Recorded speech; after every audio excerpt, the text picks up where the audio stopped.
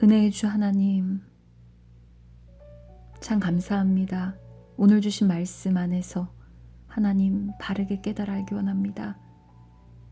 사사들이 모두 죽고 이스라엘에 왕이 없어서 각자 제 멋대로 나아가는 인간의 어리석은 모습들을 주여 불쌍히 여겨주시사 오늘을 사는 우리도 오직 주님 의지함으로 주님 주시는 지혜로 삶을 슬기롭게 살아낼 수 있도록 주여 은혜를 부어주소서.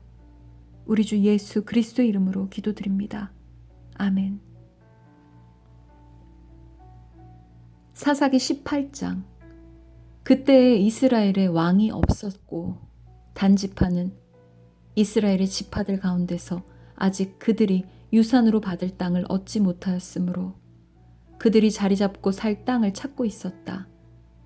그래서 단지파 자손은 소라와 에스다올에 살고 있는 지파의 온 가문에서 용감한 사람 5명을 뽑아서 땅 정찰 임무를 맡기고 땅을 탐지하고 살피도록 보냈다.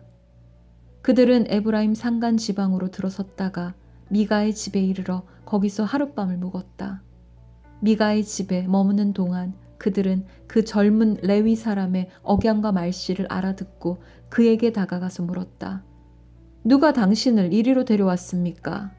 당신은 여기에서 무슨 일을 하십니까? 무엇 때문에 여기에 있습니까?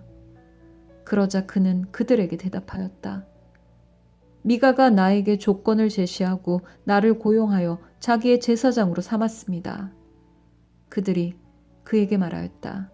하나님께 물어보아서 우리가 가고 있는 이 길이 성공할 것인지 우리에게 알려주십시오. 그 제사장이 그들에게 평안히 가십시오. 주님께서 여러분이 가는 그 길을 인도하실 것입니다. 하고 일러주었다. 그래서 그 5사람은 길을 떠나 라이스로 갔다. 그들은 그곳 사람들이 한가하고 평화롭게 사는 시돈 사람들처럼 안전하게 살고 있는 것을 보았다. 그리고 그 땅에는 어느 누구도 권력을 쥐고 그들을 해치는 자가 없었다. 그들은 시돈 사람들과도 멀리 떨어져 있어서 어느 누구와도 접촉이 없었다. 5사람이 소라와 에스다올로 돌아와 그들의 백성에게 이르렀다. 그들이 그 5사람에게 정찰한 내용을 물으니 그들이 이렇게 대답하였다. 어서 가서 그들을 치도록 합시다. 우리가 본 그 땅은 정말 좋은 땅입니다. 우리가 이렇게 가만히 있을 때가 아닙니다. 망설이지 말고 빨리 쳐들어가서 그 땅을 차지합시다. 우리가 거기에 가기만 하면 넓은 땅에서 평안하게 살고 있는 백성들을 보게 될 것입니다. 하나님이 그 땅을 우리의 손에 넘겨주셨습니다. 무엇 하나 부러울 것이 없고 부족한 것이 없는 곳입니다. 단지파 가족들 가운데서 600명이 무기를 들고 소라와 에스다올에서 길을 떠났다. 그들은 유다 땅에 있는 기럇 여아림에까지 가서 진을 쳤다. 그래서 그곳 이름이 오늘날까지도 마하네단이라 불리고 있는데 그곳은 바로 기럇 여아림 서쪽에 있다. 그들은 그곳에서 에브라임 산간 지방으로 올라가서 미가의 집에 이르렀다. 전에 라이스 땅을 탐지하러 갔던 그 5사람이 같이 간 사람들에게 말하였다. 여기 여러 채의 집이 있는데 이 가운데 어느 한 집에 은을 입힌 목상이 보관되어 있다는 것을 당신들은 알고 있을 것이요. 목상뿐만 아니라 드라빔과 에봇도 있소. 우리가 해야 할 일이 무엇이겠소? 그런 다음에 그 5사람은 젊은 레위 사람이 사는 집 곧 미가의 집으로 들어가서 그에게 안부를 물었다. 단 자손 600명이 무기를 들고 문 어귀를 지키고 있었다.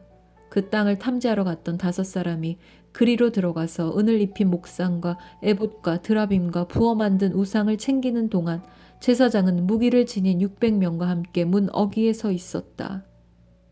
미가의 집에 들어간 5사람이 은을 입힌 목상과 에봇과 드라빔과 부어 만든 신상을 가지고 나올 때에 제사장이 그들에게 어떻게 된 일이냐고 물었다. 그들이 그에게 대답하였다. 조용히 하십시오. 아무 말 말고 우리를 따라 나서십시오. 우리의 어른과 제사장이 되어주십시오.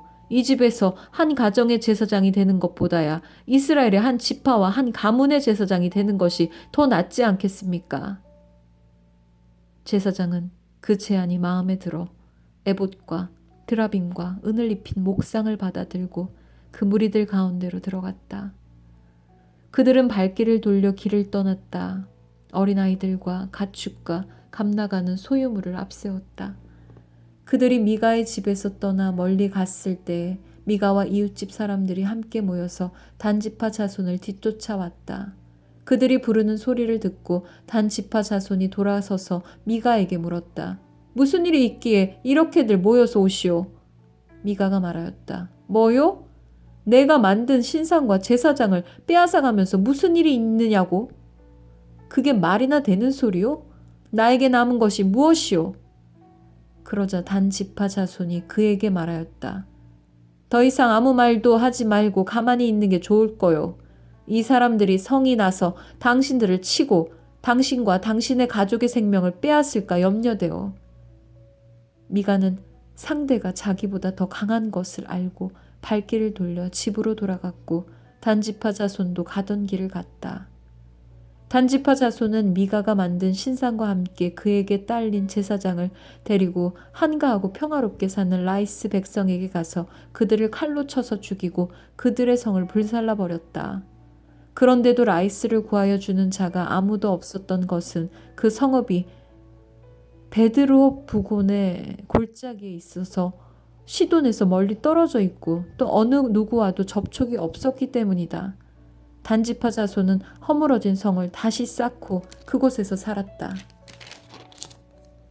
그들은 이스라엘에게서 태어난 그들의 조상 단의 이름을 따라 그 성을 단이라고 불렀다.